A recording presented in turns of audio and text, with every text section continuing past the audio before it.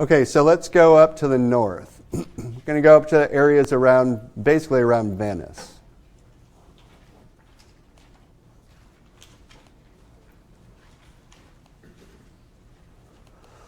So we're on to lecture guide number 3, Northern Italian Renaissance Painting.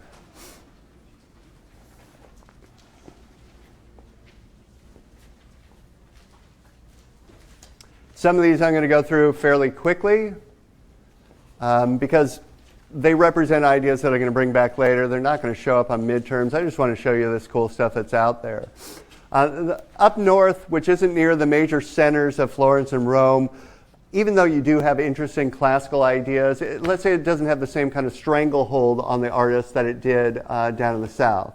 One of the big things that's different about a lot of northern art is that it's a bit more sensual, by which I mean it appeals to our senses rather than our rational intellectual mind, both in terms of subject as well as in the way that it's often painted. We'll see this in particular in the way that they represent the female nude. They also, in the north, you have a whole host of places that were painted, including this one. This is Giulio Romano's The Fall of the Giants, painted for people to decorate their fancy, basically kind of country homes. This was painted for the patron Federico Gonzaga. And Gonzaga was a Duke of Mantua, again, one of these rich middle-class families, who had this area painted both to impress his friends, to impress people as well as to, entertain them. So here we've got Fall of the Giants. You've got a scene in which you've got, people probably don't know this, the Fall of the Giants were the original Greek gods, and then the Olympian Greek gods take over from them. So the story of the Fall of the Giants is basically the battle of Zeus and Poseidon and Hades against these earlier titans or giants or what have you. It's just meant to be a kind of fantastical scene painted in hyper trompe l'oeil, so you get all of these columns around here as if they're all collapsing, painted very hyper illusionistically. Imagine the entire room dissolving into this type of painting that is just a big illusion meant to kind of entertain you. If it looks a little bit like Maurice Sendak's Where the Wild Things Are, I'm pretty sure he was looking at things like this when he came up with his ideas too.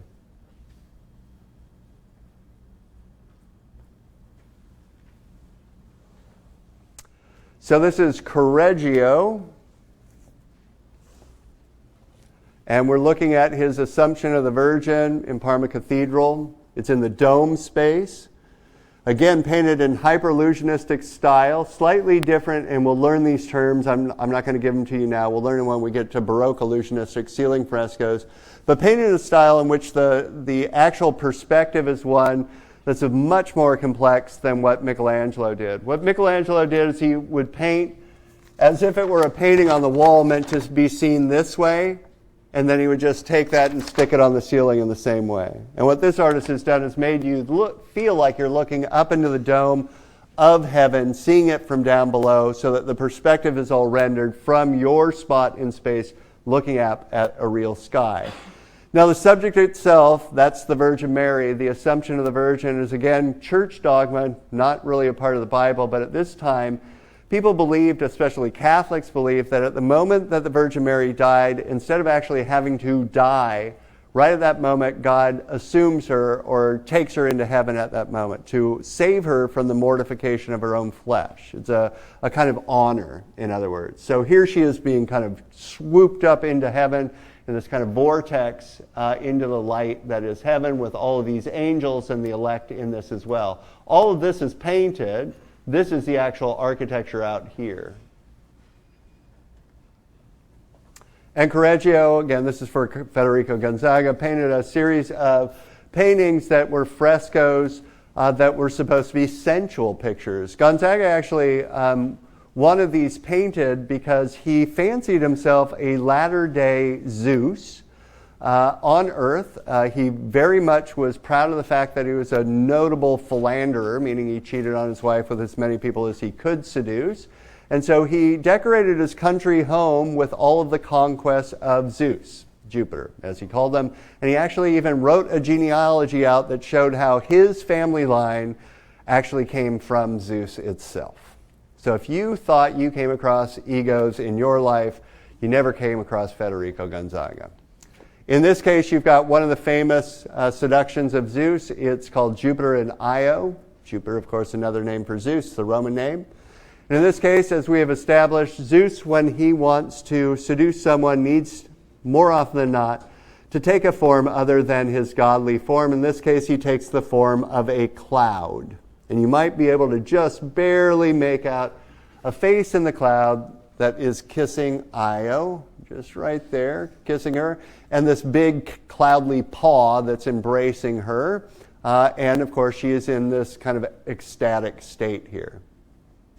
So I get up close on this, and again, as I've said before, in the Italian Renaissance, more often than not, works are meant to appeal to your mind. This one's not. This one's supposed to appeal somewhere quite other. This is your senses, tactility, in this case, passion, eroticism. It's supposed to be climactic. That's what this is all about. That's why it's painted this way. And if you see this kind of paint here, where the edges look quite blurred, that is oftentimes called colorist or painterly. Rather than a hard contour line, that kind of fuzzy edge is created by building up layers of light oil glazes, which is a common thing that happens in this part of the world. They're much closer to the north, so much closer to things like Germany or even Holland, where people are transferring information back and forth, and that's the way those northern painters have painted for years. And when you paint that way, you don't start with a big, strong outline and then fill it in. You start just with layers of particular tonalities and build them up. And they create these kind of soft focus forms that were understood to appeal to people's senses, to their emotions. Now, I want to make clear that there's nothing necessarily true about that statement. That's just a matter of convention. People believe that hard edges appealed to the mind, and soft edges or colorist or painterly paintings appealed to the emotions or the senses. So like many things in formal analysis, some things are really, let's say, documentable or provable by phenomenological means. We can look at things and say people respond pretty predictably to vibrant colors, warm colors like reds this way. That's a hard and fast rule. And then you get into the realm of these types of problems where someone says, but doesn't red always mean love? And the answer is, well, if you're in the West, we use it to symbolize love, but any symbol is always a matter of convention. You have to learn it. So that if you go to China and you see red, what does that mean there? Good luck, right? And other parts of the world, different things. So that's a tricky part about formal analysis. And in this case, that colorist, soft edge, soft focus type of picture, very touchy-feely, meant to appeal to your emotions here. You also get a whole host of paintings that are like this. And people have wondered about this. This is Giorgione's work called The Tempest. It's one of those paintings that it's a little painting, by the way. Gets painted and people have wondered, like, what is this supposed to mean for years? And I think your textbook still says something like, oh, it's just visual poetry, or who the heck knows, right? Not probably the case. But in any case, we don't know exactly what this is supposed to mean. In this case, you've got a scene in which you've got a tempest, right? A storm in the background approaching, some kind of city scene, and then two fairly mysterious creatures in the foreground. A man fully clothed over here holding a spear, which is misidentified as a halberd. It doesn't look like that to me. Over here, you've got a semi-nude figure nursing a baby associated with nature, right? Very closely associated with nature. What we can say is that's pretty common. Women being associated with nature, men with the city or with culture, goes back as far as there have been representations. Women's bodies are like nature. They go through the same processes of nature. They give birth like nature and all of those things. So when you see a woman against all these trees or bushes, very, very common. But then the question is, who the heck is she supposed to be? And some of the answers that have been given on this, just, again, I don't find them convincing. Like every once in a while you hear an art historian say, that's got to be the Virgin Mary and Christ.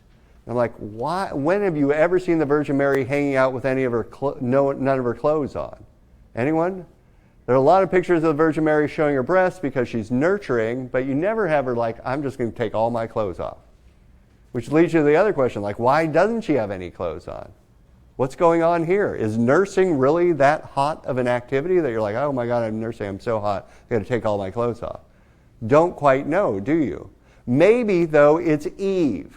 And to take her clothes off is to say something like, okay, she's just given birth. This is the result of that transgression in the Garden of Eden. Maybe that's in there, and then that over there would be Adam, who's now having to work for a living. But then that begs the question of how come there's so many cities already, if these are original human beings, right? So we just get stuck. We don't really know. What you can say, though, is something like this. Women associated with childbirth, with nurturing, with nature.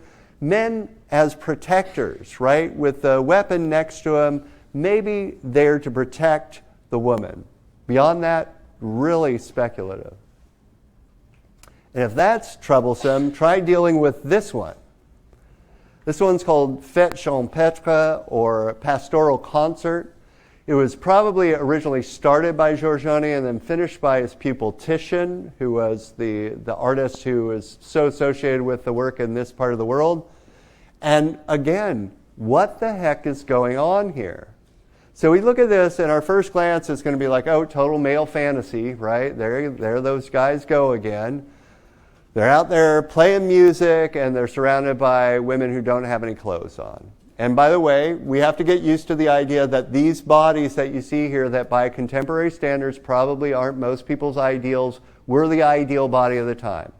This body that's more voluptuous, that has smaller breasts, bigger abdomen, larger hips, bigger thighs, doesn't show a lot of musculature. This is a really common idealized woman body for this time. That's what they thought was hot, frankly. And it goes back to Greek sculptures and so forth. That is the body. And I bring this up as well to say to you that if you look at the history of representations of women's bodies and what are considered to be ideal in terms of women's bodies, they're all over the map. They go all over the place. They change like every 50, 100 years, you'll see massive changes. Male bodies stay pretty much the same. So frankly, if you don't have the woman, the perfect ideal body of this time, ladies, you probably have one that was the perfect ideal body of some time, believe me. So here you've got it. There they are. What is this saying? What is this all about? What do you think? What would be your best guess? I know. And I think the trick is right here. You ever been around heterosexual guys that are, let's say, hanging out with nude women? I don't know, me either. I just said it. I take that back, right? But let's say you were. Are those dudes just like, hey, what's going on with you today? Show me how do you hold your hands on this? Or are they like, dude, there's nude women around us and paying attention to them?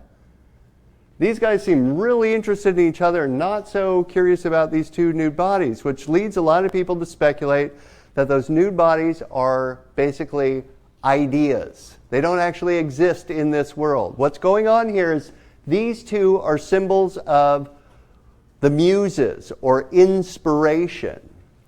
And what's going on here is they're creating art. They're creating music. And this man, dressed much more richly and playing a stringed instrument, and stringed instruments are associated with, again, higher forms of music, is also closely associated with this woman's body over here, who is dipping a glass pitcher into water. That's a symbol of purification, or what we call, write it down, sublimation, sublimation. Sublimation, do not mistake this with the term the sublime that you'll be learning later on. Sublimation is to take something that's base or vulgar and rechannel it into something that's intellectual or artistic.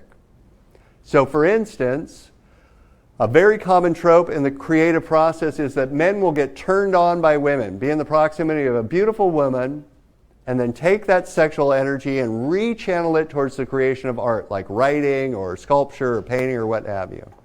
That's what's going on over here. He's rechanneling erotic energy towards the creation of music. And over here, again, water's associated with that, but also this body that I'll come back to next time.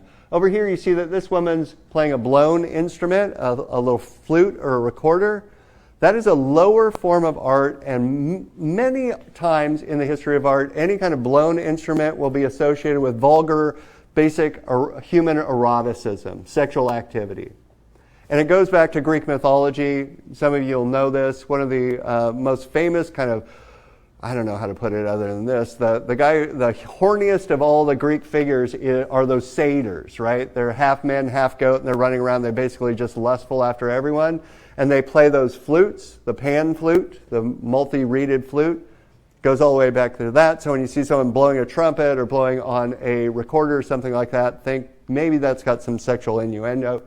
And it's associated with this lower class man, right? So different forms here. By the way, there are terms for this. So before you leave today, this figure over here, all bodily, all about everyday human sexuality, so sex and marriage, for instance, is known as the Venus vulgaris. Again, these are terms on your lecture guide. Venus vulgaris, or earthly Venus. A symbol of earthly love, sex, eroticism, what have you. In this case, music, but a lower level music. This figure associated with purity, the water, the glass, and the fact that she actually shows you her body, which, by the way, doesn't have any genitalia, we'll come back to this next time, is known as the Venus Celestis, or heavenly Venus. And that's associated with platonic love, right? Love or beauty without any erotic or sexual element to it. So in this case, we've got the movement between earthly and heavenly, sublimation, turning everyday sexual activity through the creative process into high art. All right, I'll see you all on Wednesday. Okay, let's start with this. If this class were to have started kind of earlier in the Renaissance, and we had looked at things that were going on in the 1400s in Italy, you would have seen the kind of the reintroduction of the female nude in art much more than you saw by looking at Michelangelo, Leonardo, and Raphael. Raphael wasn't particularly interested in it. You saw that Michelangelo was, more interested in representing the male nude, and the male nude was always, by the way, the privileged form. It was the most important form. It's the thing that's most godlike. It's the epitome of those Neoplatonic ideas we've been talking about. So if you've, come to this class under the impression that the female nude was super important historically, in a way, that makes sense because you see these all the time in museums, but the vast majority of the works that you see in those museums either start right around this time period where you have this kind of explosion in Venice or around Venice, and then show up in particular again in the 19th century. So the male nude was always the most important, and then, you have these female nudes that are out there that are acceptable for the same rationale that the male nude was acceptable. Remember, nudity at this time is pretty questionable. So if you have a nude woman, let's say you call her a Venus, right? Give her a mythological title and say that it's all about beauty with a capital B, it becomes socially acceptable to claim that that's a high form of art, even if, as we saw in the Sistine Chapel ceiling, that body doesn't reflect God in the same way that the male body does. In other words, they weren't supposed to be sexualized, right? These aren't erotic. These aren't supposed to be sensual, or so the story goes. They're supposed to appeal to your mind. They're supposed to be about beauty with a capital B and so forth. But then we get up here in Venice, and as I said before, one of the things that you see in a lot of more northern works of art, northern Italian works of art at this time, is an increased interest in sensuality, not just sensual subjects, but styles of painting with those blurry edges called colorist painting or painterly paintings that are meant specifically to appeal to your emotions. And in that same kind of context, you have this nude show up, the reclining female nude, as she's known. Now, this isn't something that the Greeks did a ton of. It's not something that you see, all over the place until about this moment. In fact, sometimes this work called Sleeping Venus, and we don't know if it's Venus or not, by the way. It was later historians or, frankly, owners who gave them the name Venus to make it socially acceptable. Because I think if you just said it's a super hot woman lying on the ground, with available to you, that wouldn't have been acceptable as high art, obviously. So you got to say something else. It's Venus. It's about beauty. It's about Platonic ideas and so forth. But is it, right? Is it that? Anyway, this work that was originally attributed to Giorgione and now is partially attributed to Giorgione and Titian, and frankly, a lot of scholars think it's just Titian, but I'm going to stick with the Giorgione/Titian, is usually heralded as inaugurating this tradition, this genre of the reclining female nude. Now let's just test this a little bit, because obviously, you know, when we were going at Southern Italian Renaissance works of art, we said a starting point for all of those is that they're rational, right? There's some explanation, some kind of justification, rationale to why, you know, you're seeing this particular subject represented in this particular way. So follow me here. What makes this subject that we're looking at here make any sense to anyone? Why can you imagine this? Let's say it is Venus.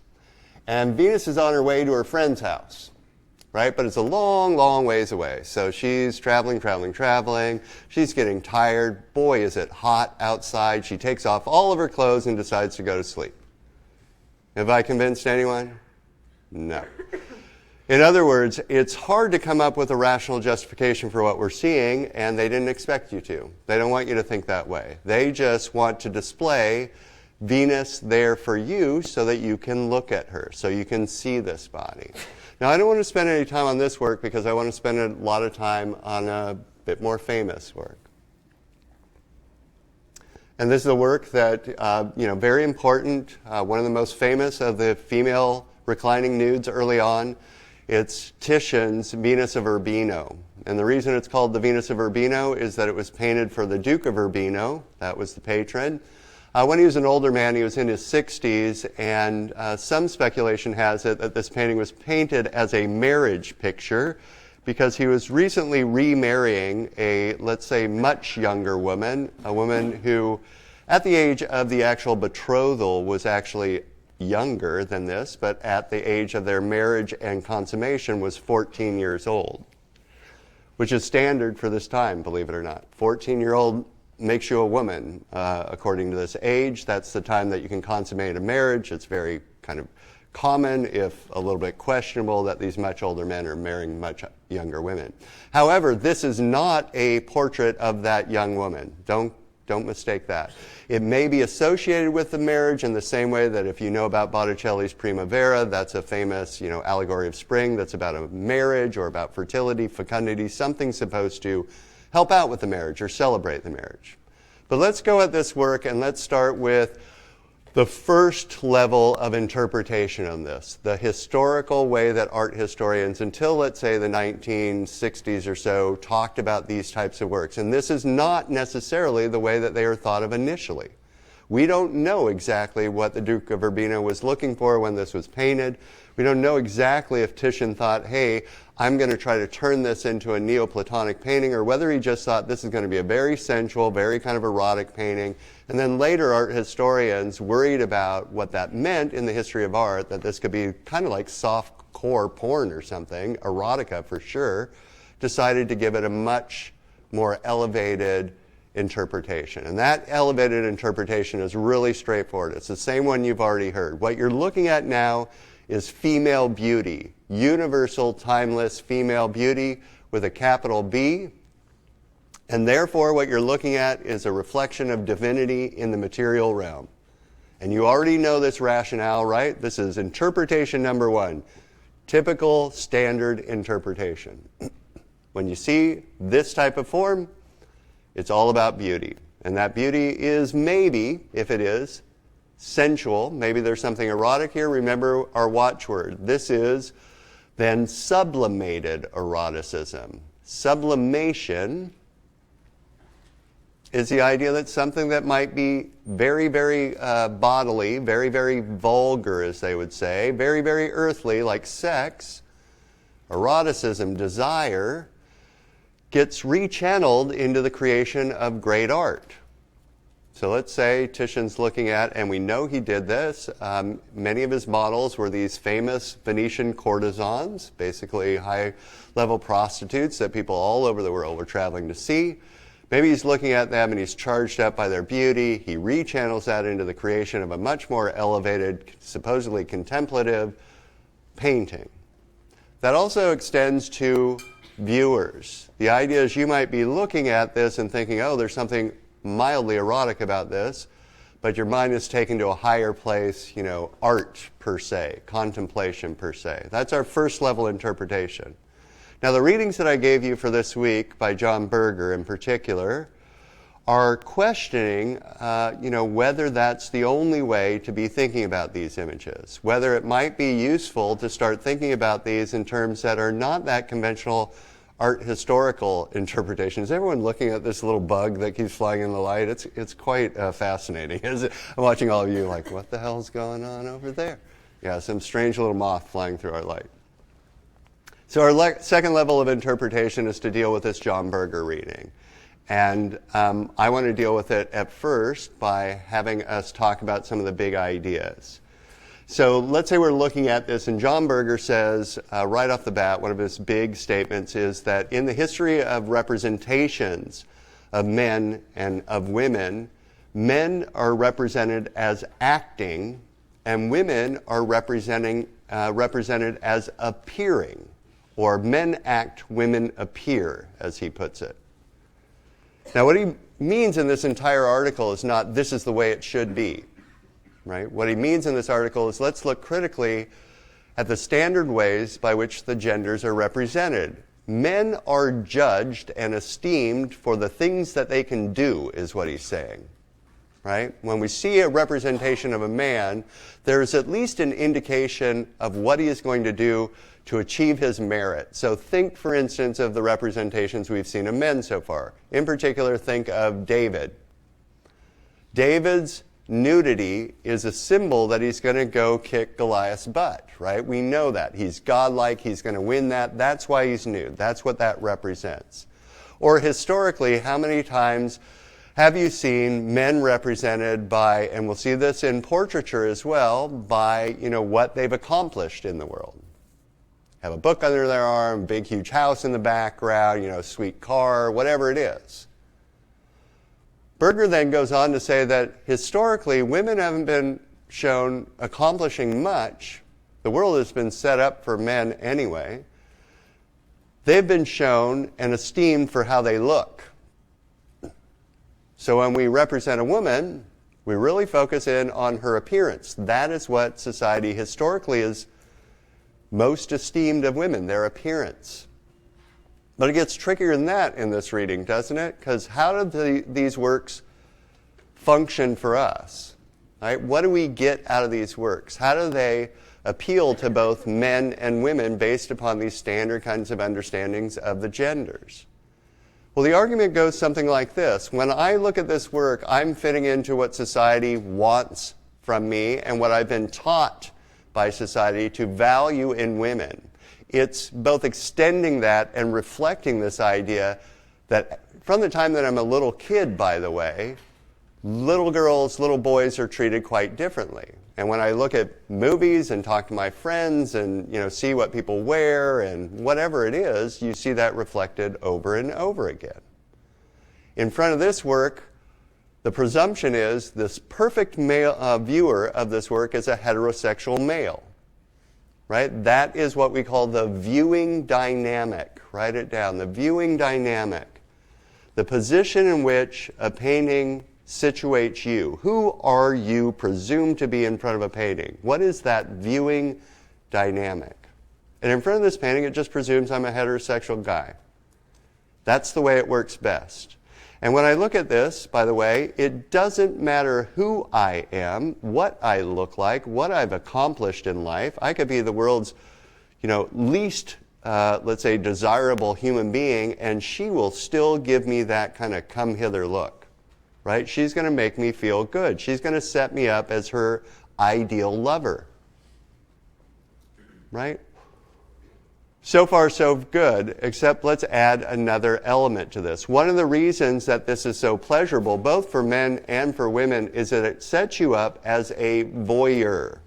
This is a term I'll use a lot in this class, a voyeur. And a voyeur is someone who gets to see without being seen in return. You don't get judged in return. Even though in this painting she looks back at you, what I mean to say by saying we are voyeurs is that she looks back in a way that is not ever going to be judgmental or critical of you. It's not going to make you think, if you're like the world's most hideous human being, oh, you're never going to get her. She'll always give you that very appealing look. And many of the works are literally voyeuristic, right? Eyes closed, looking away, allowing you to look without any fear of being caught in the act of looking. That's not something that happens every day in your life, right? This is something that is a kind of pleasure that paintings authorize for you. And it's something that is in John Berger's idea that men act, women appear. I am the active looker as the presumed male. She is the one being looked at. When Berger says that the appearance of woman is something that is in part related to what I call self-surveillance, right? This interiorizing of that view, write it down, self-surveillance. What he means is that women look at the way that men look at them and internalize the expectations that society expects for them. Try to act accordingly to them. Now, we all do this, men and women. If you've ever felt incredibly self-conscious, you know that. Or if you have noticed in your everyday life that around certain groups of friends or people, you act one way, and then around, let's say, your parents, you act another way, and around your workplace, you act another way. That's you manifesting a kind of persona based upon the expectations that society has of you. And these paintings both reflect that and extend that. So if I'm a man, it sets me up as the active looker, right? She's there for me. What if I'm a heterosexual woman standing in front of this? What happens to me? And the theories say that what happens is, at least partially, women tend to identify with these images. You, in a way, become her. Not because you want to be a nude woman lying in a bed, for all time, but rather because she has something that society has told you is very much esteemed in our society. Basically, she's got desirability. She is desirable. She is visually appealing. She is attractive. And in your own world, you know, from the time that you're little, and certainly bombarding you every single day, particularly for women, is this cultural mandate that says something like, you should look as pretty as you can look. You should be as desirable as you can look. Does anyone disagree with this? Do you feel that around you all the time when you look at a fashion magazine and there are these beautiful airbrushed models on it? When every single show you ever watch, people are always pretty. When from the time of a little girl, you have people basically complimenting you on your looks. That's there, right? And so what happens in front of these is that you identify with this thing that you know society really wants from you as well. And we all, in a way, almost subliminally fall into these roles that when we look at them carefully are not really great, are they? Because what it teaches men to do is treat women as objects of desire, and what it teaches women to do is to think that somehow their appearance is a really important thing in life, where, I'm sorry, there's a lot more important things than whether you look great. And I think we all know that, right? So let's practice this a little bit. The viewing dynamic that's going on here is very voyeuristic. There's this kind of cross-appeal to different genders. But what we haven't gotten at is self-surveillance exactly. So what I'd like you to do is everyone find a partner, please. Someone who's right next to you. You need to be grouped in groups of 2. Right? So everyone's got to have a partner. If you don't have a partner, raise your hand.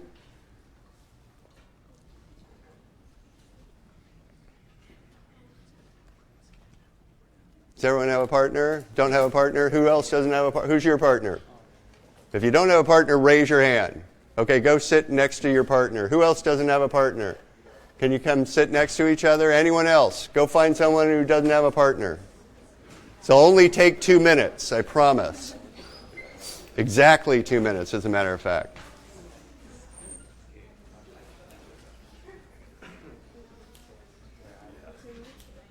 Does everyone have a partner? Yeah?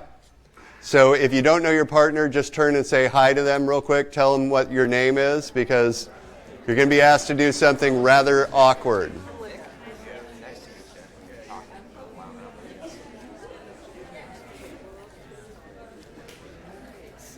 So we're going to do a viewing exercise. And the idea of this is there's only 2 rules. I'm not going to tell you what this is about. You'll figure it out very quickly. 2 rules to it. One rule is do your best to be as quiet as you can, not talking during this, because that's a little bit of a defense mechanism. And number 2, just be as conscious as you can of everything going through your head during this 2-minute span. Right? And what I'm going to ask you to do is to turn and look directly into the eyes of your partner. When I say start, you have to do this. Is everyone ready? You have to have groups of 2. If you're not in a group of 2, go find someone quick. Are you ready? Just be aware as you can of everything going through your head. Ready? Go.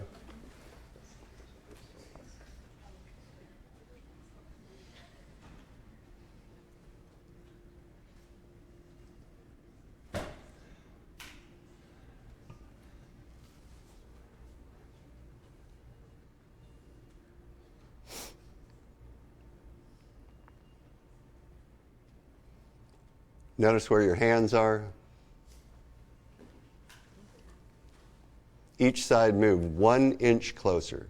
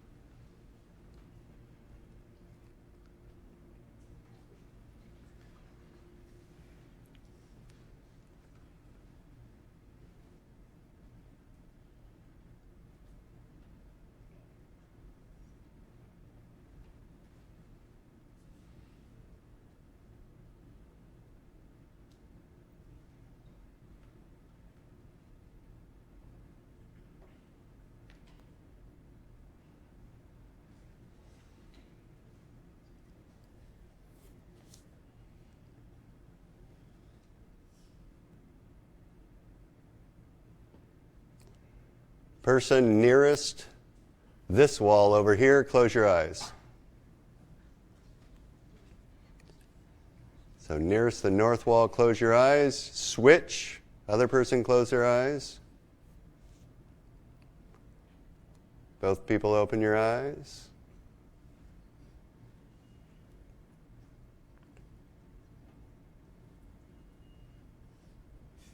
And you're done. Share with your partner what was going through your head.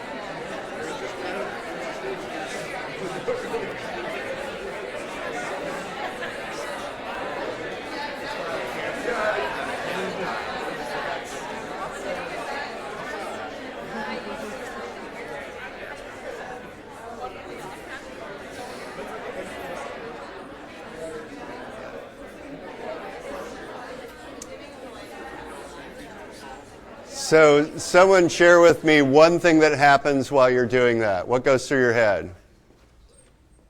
How many people just immediately are like, oh my God, what do they see?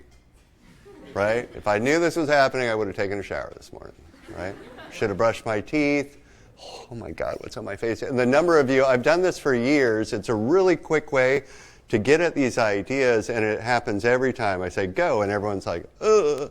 And then there's a lot of this kind of stuff, like cover the face, defense mechanisms. Yeah, so you're circuiting your idea of yourself through someone else's eyes. You're trying to see or understand yourself or wonder about what they're seeing. And in everyday life, we do that all the time on a really subtle level, both men and women.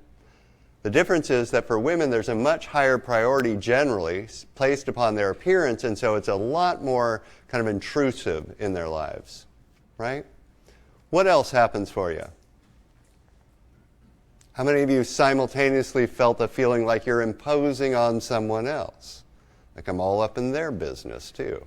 They probably don't like me staring at them this way. Am I looking at them weird?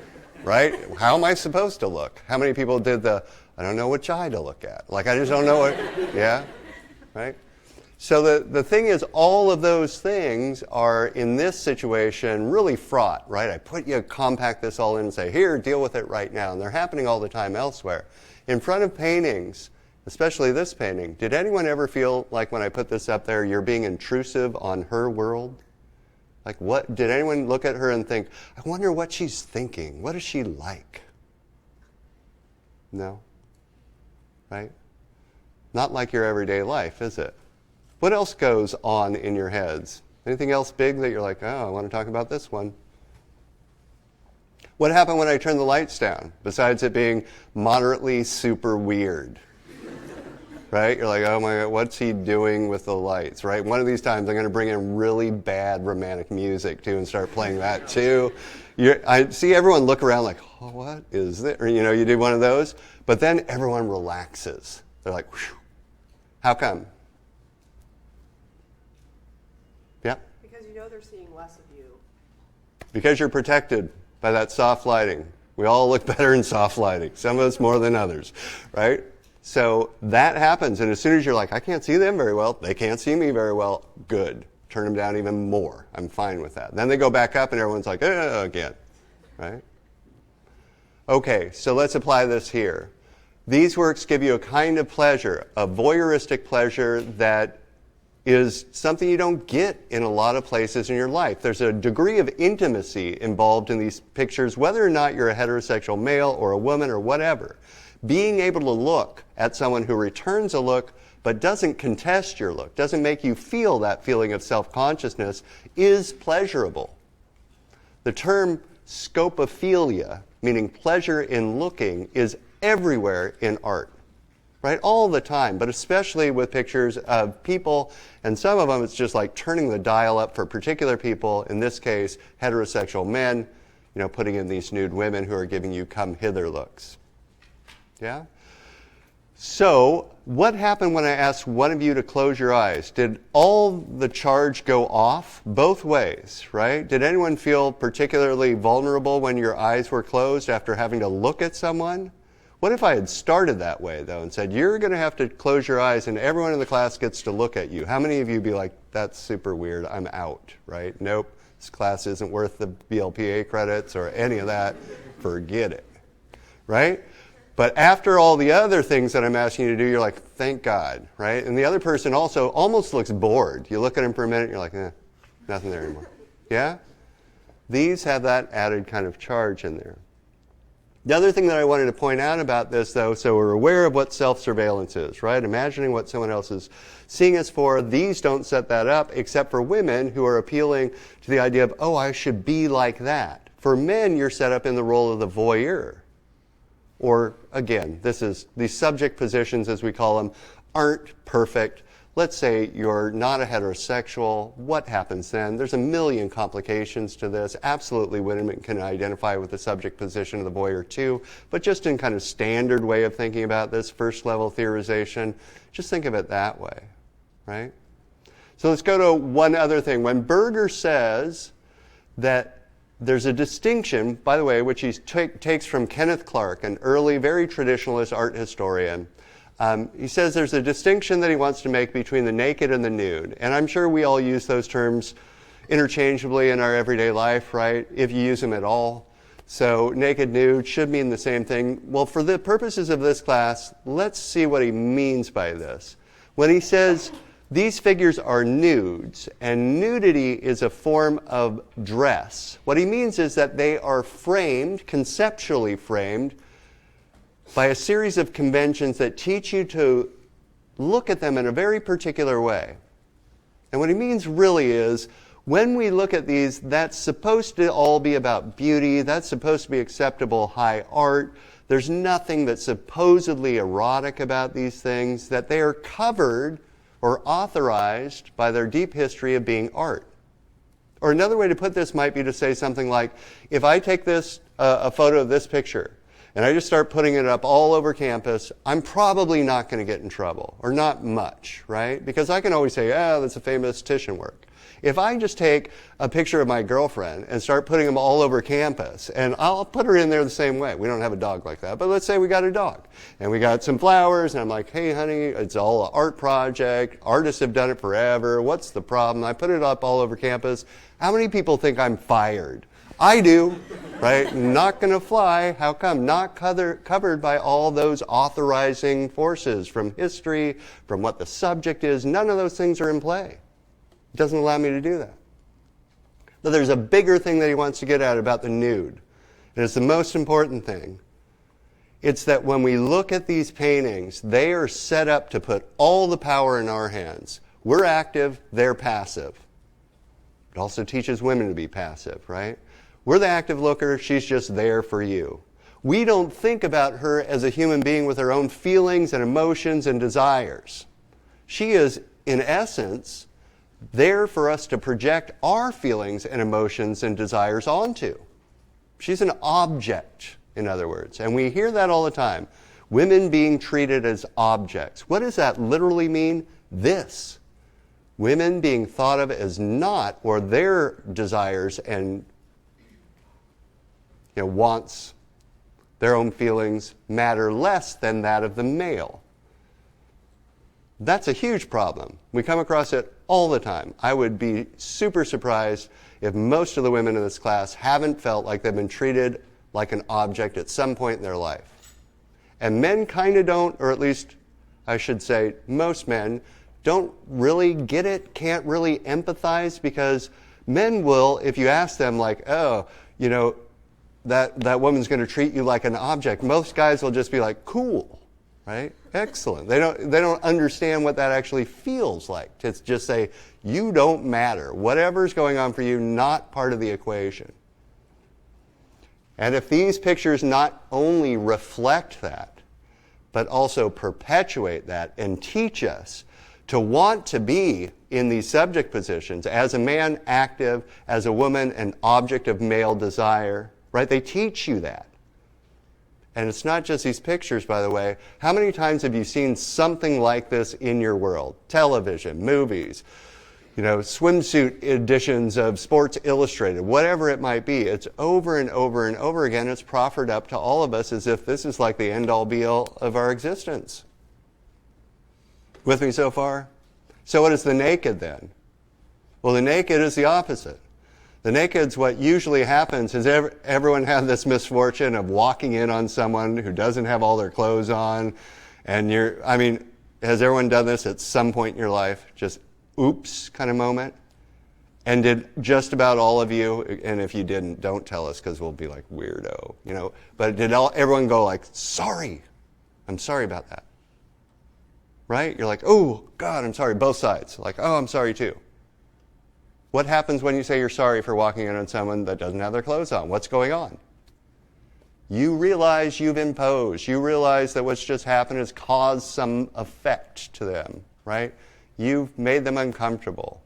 You've embarrassed each other. Nothing about that is in this scenario. Nothing about this in front of these paintings. They're not treated like real human beings. The problem, again, isn't the sexualization of women. It's not sex in general that I'm talking about here. It's a very particular way of framing sexuality and framing desire. And so when Berger goes on to say, hey, what if there were representations of women who were deemed or understood as naked? Would that be bad, my response is not necessarily bad, but wouldn't it be nice as well to show women as esteemed for something other than their bodies and their looks and so forth, right? Does anyone have any questions on this? So then let's go into the nitty-gritty of this work. What are we actually looking at? What is all the symbolism here?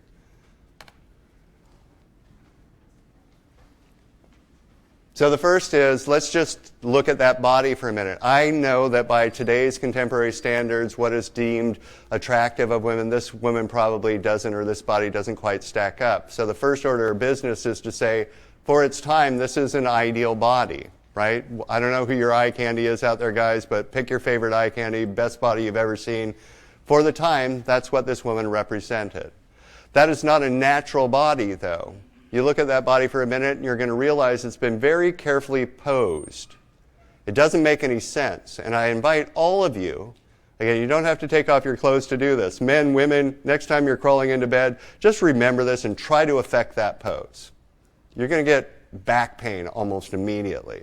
Because what we have here is a body where both shoulders somehow go back to the pillows, but the torso is twisted so as to give you a frontal of one breast and a profile of the other. So you get both shots at the same time. Then we twist the abdomen forward a little bit to give that extra swell, which, yes, in this day, that is hot. That is what they show women with all the time. The swell of the abdomen, it's all about fertility. It's about the woman's body.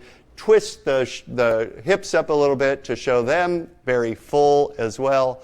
All of these things are done on purpose. Basically, you're posing that body to be most attractive to the presumed viewer. It's a little bit like, have you ever watched like models posing for photographs and all the crazy poses that they have to take, right? The back's going like, whack, whack, and it's like, that's not natural, but it looks good. And that's that body there. So it's set up to appeal to you. The look on her face. Does anyone find that contestatory in any way?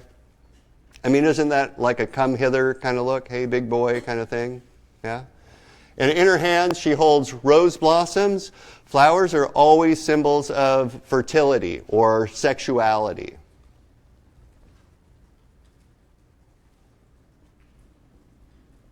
At the foot of the bed, as what is known as a pendant figure, meaning a figure that balances out the composition, is this little dog. And that dog is a symbol of fidelity, faithfulness. You used to call dogs Fido all the time, right? That's where it comes from. She'll be faithful to you, whoever you happen to be standing in front of this picture, originally the Duke of Urbino. Then you'll notice that this body has a couple of focal points to it, doesn't it? Where do your eyes keep going? And if you're like, oh, I'm a total perv. No, you're not. It's set up to do that to you. You look at her eyes, but if everything just keeps going here as well, that's on purpose. This edge to the curtain behind ends there. The contour line of the hand ends there. It's going to move you in that direction. It's one of those things that artists figured out really early on is a way to both draw attention to a place, but also say, I'm not doing that, right? I'm covering it up. But as some people have pointed out, it's not entirely clear that she's covering it up. Something else might be going on there too.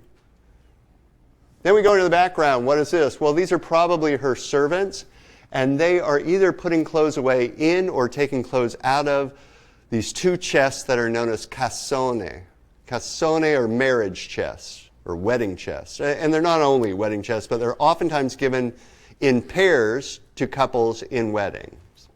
So that's the big thing that brings in the wedding element that I'm going to come back to in a minute. And then sitting very prominently displayed in the window here is a myrtle bush. And the myrtle is the symbol of Venus. Basically, it's a symbol of beauty and love and marriage. So we've got all of that in here, and now the interpretation, right? What was this painted for? Well, it was probably primarily painted for the Duke of Urbino because it's a beautiful woman, and it would have been, basically erotically appealing to him.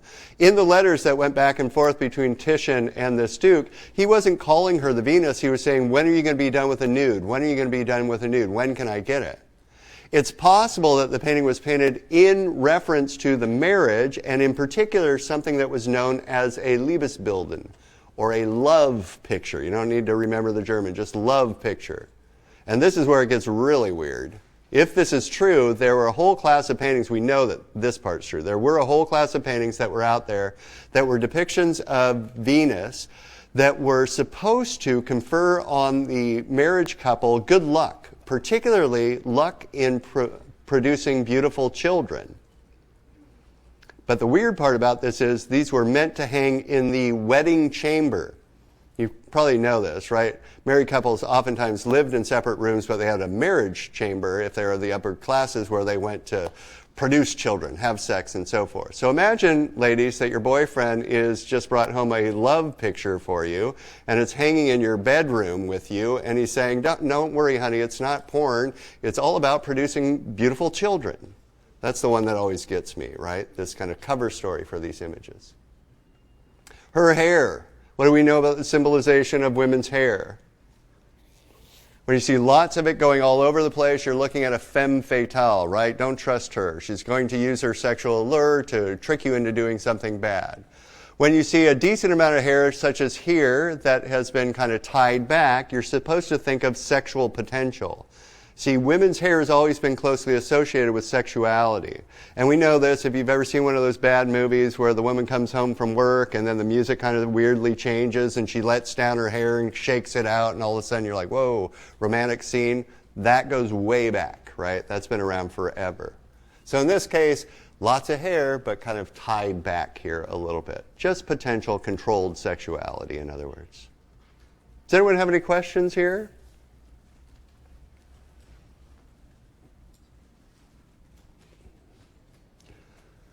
So then again, remember, I want to go back over this, although we're not going to spend a lot of time on this work, referred to as sacred and profane love. Remember that we've got three different kind of types of Venuses. We have the modest Venus, or Venus Pudica, that we'll see around there. That's the one that covers herself up.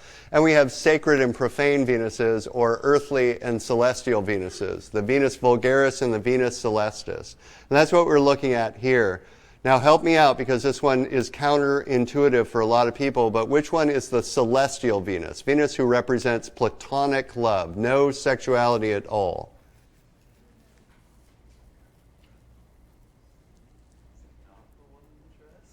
It's not the one in the dress. It's the one without her clothes on. Why? Remember when we were looking at Titian's Fête Champêtre? Well, it's more this. It's that nudity is like the state of Adam and Eve in the Garden of Eden before they ate of the apple of tree of knowledge of good and evil. It's like children who are running around not knowing any better that their nudity has something to do with sexuality. But more specifically, it's the idea that nudity is pure, that it's, just the beautiful, that it's rational.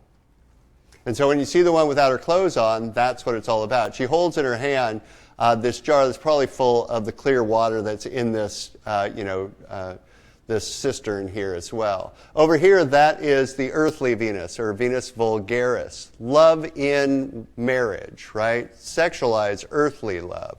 And she's got to be covered up because if you take her clothes off, it becomes too erotic. Now, there's much more to this. On the surface of this, there's a woman being dragged by the hair over here and a man being beaten, and it probably has to do with a parable of how we're all controlled by our desires and we have to get our own control over those desires. And it is also associated with a wedding, the wedding of the Venetian vice chancellor, Marcus Aurelius, but you don't need to remember those things. How about these types of pictures? And Titian started making bank off of these. One after another of reclining female nudes. This one's called Danae and the Shower of Gold. Danae's story is Greek mythology, so another kind of authorizing subject. What subjects are appropriate? Oh, Greek gods are good ones because, we've done these before. It's okay to show them. And in the story of Danae, which is where, by the way, we kind of ripped off the story of Rapunzel, Danae is, when she's born, again, her father takes her to see an oracle. They do this all the time. Have I brought this up before? Don't do this to your children. Yeah, don't take them to see oracles, especially Greek ones, because what happens is, takes her in, and the oracle says she's going to grow up to be a beautiful woman, marry well, have great children, all of these things. The only problem is her child's going to grow up to kill you, Dad. And so then the father's really in trouble. He's like, I love my daughter. What am I going to do? He builds her a tower puts her in the tower with no doors and only one window looking out to the sky and says, go ahead, have a wonderful life, honey. I refuse to kill you, but I can't let you have children. That's symbolic of virginity in some way. What's the problem with this story? Can anyone see this coming around the bend? Who's always on the lookout for hot young women? Zeus, man, Zeus. And he's like, perfect. She's even in a tower. And he shows up as a shower of gold in this scenario, right?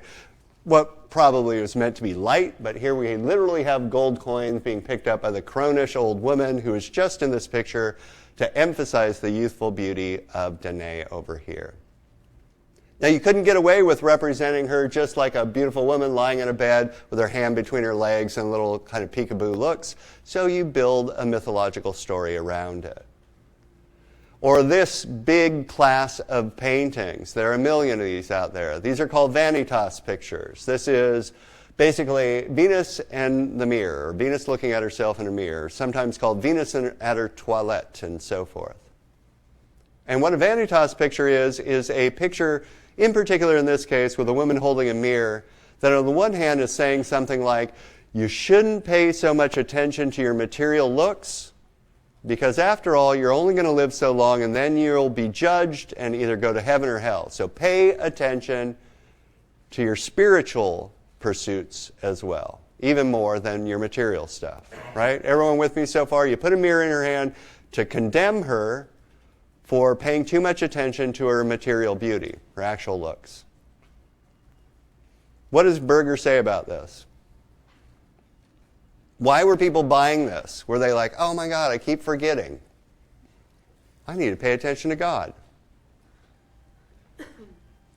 They're buying these for the very thing she's being condemned for.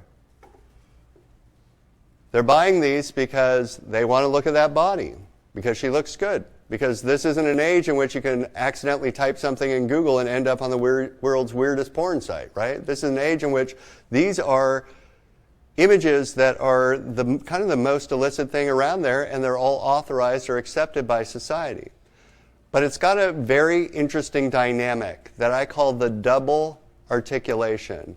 D-O-U-B-L-E, double articulation, meaning it says two things at once that would appear to be contradictory, and yet they support each other.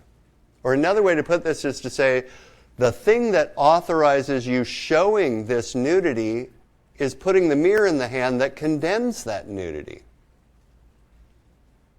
You with me? So in other words, and we see this in commercials all the time these days, right? You can just pay attention to a commercial that's using sex to sell, and it'll oftentimes do something like this. You couldn't just show her nude and say, isn't she hot? You have to put in the thing that says, this is inappropriate, that helps allow this. One final thought on this. It's always the case that, of course, these ideas that you see in the wider, kind of more complex subject matter in art also show up in the portraiture. I don't show a ton of portraits in this class because they kind of bore me, right, one after another portraits. But remember what these portraits are. Portraits are always the way that an artist and a sitter, the person who's having their portrait done, determine to represent themselves to the wider public, right? They're not accurate, or at least they're not wholly accurate. They are representations that take into account what society wants from these people or esteems from these people that then they show to the world. Is everyone in this class, or most of the people in this class, on some form of social media?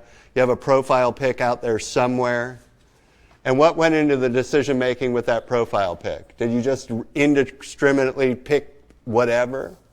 How many of you picked a picture that makes you look pretty good? You're like, I look pretty good in that one, I'm picking that one.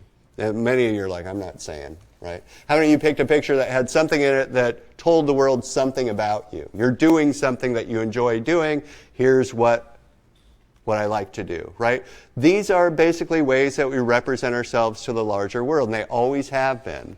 And what they're shot through with, of course, are what we talked about in terms of self-surveillance, you anticipating what the world wants from you or what you think will play well, or frankly, even if you're one of those controversial people, will get you a lot of attention by driving a bunch of people crazy that you put out there into the world. So when Isabella d'Este, who is from Mantua, one of the Este family, who has tons of money and is a major patron of the arts, right? When she has herself represented to the world, what does she focus on? What does she tell you about herself? She was a major artistic patron. But as a woman, don't get it confused. Just because she's a woman doesn't mean that she came in and said, hey, we're going to finally, speak to a woman's desires in these works of art. She's very much a product of her own society, her own age, her own culture. So when she shows herself to us, what has she given us to get a sense of who she is? Turn to your nearest neighbors and share your thoughts. What is she saying to you about who she is, and how is she saying that?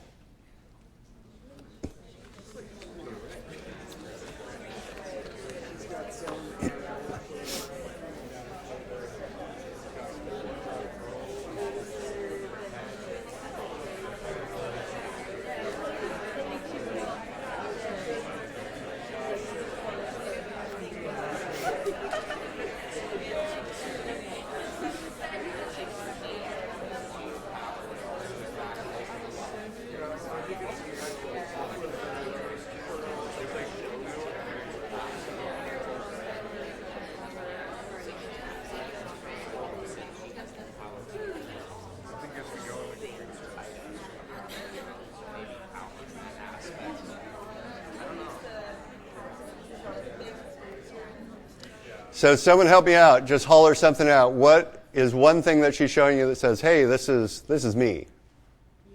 Youth. Okay, she was painted to look about 20 years younger than she actually was when she sat for this painting. And that's the big one. Very common. Why youth? Because youth usually, at least in the West, is associated with beauty. So she wants herself to look more visually appealing than she probably was at the time. And that's why? Because society values that in her. That's not just her saying, oh, randomly, I want to be more beautiful. It's because society says women should be, women should be, women should be. She does that. What else? Wealth. Absolutely wealth. Everything she's wearing, wealth, right? Furs and brocade and tons of, you can't see this very well, but everything here that looks round, that's a pearl or a gemstone or whatever in this strange hat thing. She's got some money, right? And that's about it. Wealth, fashion, beauty, that's it. There's not a book in there. There's not her home behind her. There's not a vocation associated with it. This is just very common for the age. So Titian didn't just do nudes, although, that in the end of his career is where he made tons of money. He did a lot of very ambitious paintings. When you're up in Venice, they don't work in fresco, or at least not very often. It's a quite humid part of the world, and fresco just doesn't work well. All that plaster starts falling off the walls. And so even though this work is huge, it's called the Pizarro Madonna, it's painted on a canvas. And frankly, canvas works way better in humid places as well. It will eventually rot, but it doesn't buckle and bend like boards do either. So in this case, let's say it's a portrait created for a chapel. What we have is the Pizarro family here, down in the lower register. This is Jacopo Pizarro. He was a commander in the papal fleet of both Julius II and the man who preceded him. He's died, and he's being entered into or looked at in the book of good and bad deeds by Peter, and the Virgin Mary sitting up here with the Christ child here.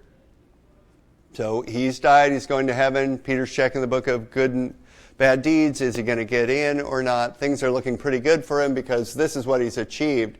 Up here is the papal tiara. This is the family crest of the Pizarros. This right here is a Turk, a turbaned Turk. He had taken prisoners in his various battles, so he's contributed to this Christian world. And then over here, this is Job. You don't need to remember him, pointing down to the rest of the Pizarro family over here as other portraits. How is this work slightly different than what you would expect to find if you were looking at composition, in particular down in the South? What's different about this? So think of a Raphael work. Yeah.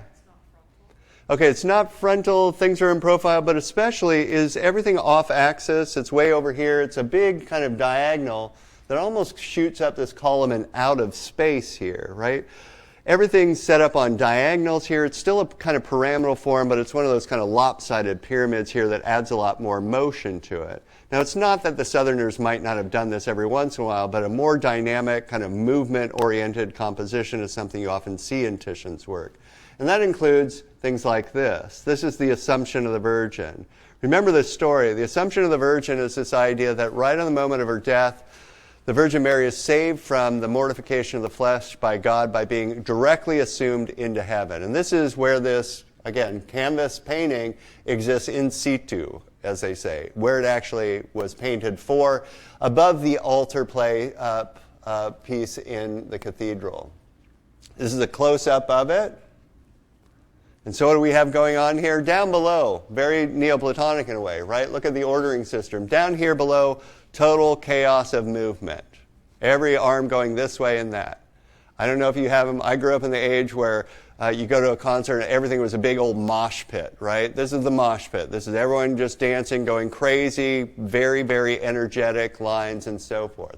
Right in the center of that, and this happens still today in concerts, the Virgin Mary has just been whisked away, and they're collapsing in this dark space, the negative space of this, in between these two reds, falling down as if her disappearance could lead to chaos. But up above, look at how everything gets kind of even and serene. And you got this nice little C curve here and floaty clouds, and she's, very stable and so forth.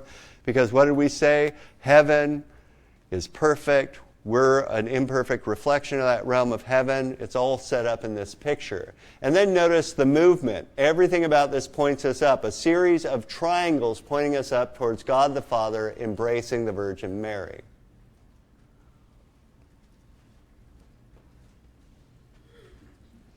Any questions? Okay, let's go into another stylistic movement.